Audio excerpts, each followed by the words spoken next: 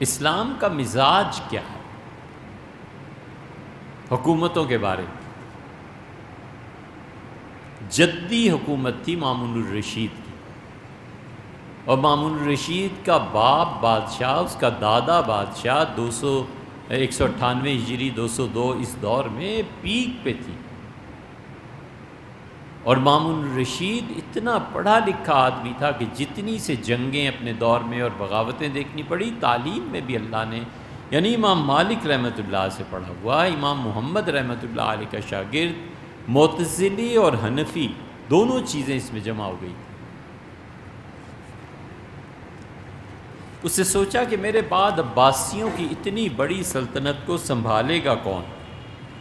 اب عباسیوں کی سلطنت وہ تو بر اعظموں پہ پھیلی ہوئی تھی،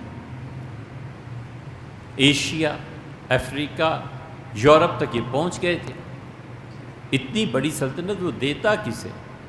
اس نے کیا کیا کہ ایک سال کے لیے جتنے عباسی بڑے بڑے عہدے دار تھے ان سب کو مرد بلایا، اور 6-7 مہینے تک وہ ساری سلطنت کے کام وہیں بیٹھ کے کرتا رہا، اور عباسیوں میں سے ایک بڑا آدمی جانچتا رہا کہ میری خلافت کا کون اہل ہے. اور 8-9 مہینے کے بعد، اور اچھے سے اچھا کھانا اور سب عیاشیاں،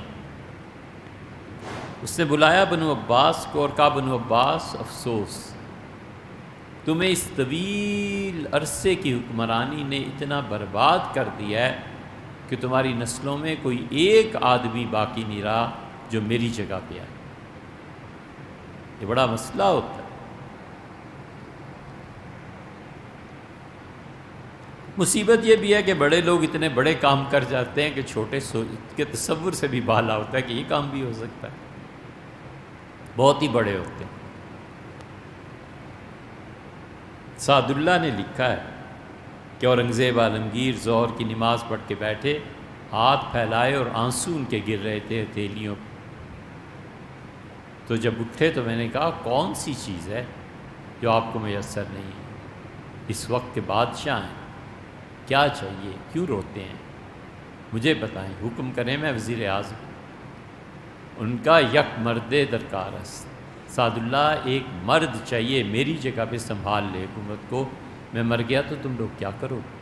وہ ہوا جو اب تک ہو رہا ہے 300 سال، اس جیسا بندہ نہیں پیدا ہوا. تو مامون الرشید سوچتا رہا. بنو عباس کی جب چھٹی ہو گئی تو بغداد واپس چلے گئے. وہ تھا مرو. اس نے فضل کو بلایا. فضل برمکی ایرانی تھے.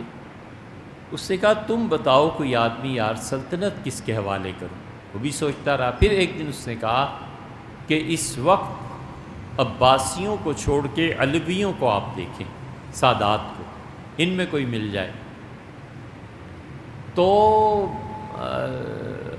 سیدنا علی رضی اللہ عنہ کے بیٹے سیدنا حسین ابن علی، ان کے بیٹے زین العابدین، ان کے بیٹے باقر، ان کے بیٹے جعفر صادق، ان کے بیٹے امام موسیٰ کاظم، ان کے بیٹے رضا، ان کا نام علی تھا. امام رضا رحمۃ اللہ علیہ پہ اس کی نظر جا ٹھہری اور اس نے کہا عباسیوں کی حکومت ختم، اور آئندہ سے یہ حکومت اور خلافت بنی فاطمہ رضی اللہ تعالی عنہ میں چلی جائے. عباسیوں کو یہ کب گوارا ہو سکتا تھا؟ یہ خبر بغداد پہنچی اور بغاوت ہو گئی. اس نے حضرت علی رضا، امام علی رضا رحمۃ اللہ علیہ کو بلایا تہران میں. اب ایران میں اب بھی ان کا مرکز مبارک، اور رضا رحمۃ اللہ علیہ کو الرضی لقب دیا. اس کا حضرت میرے بعد حکومت آپ علویوں کی ہے، سادات کی ہے، عباسیوں میں کوئی رہا ہی نہیں جو میری جگہ آئی.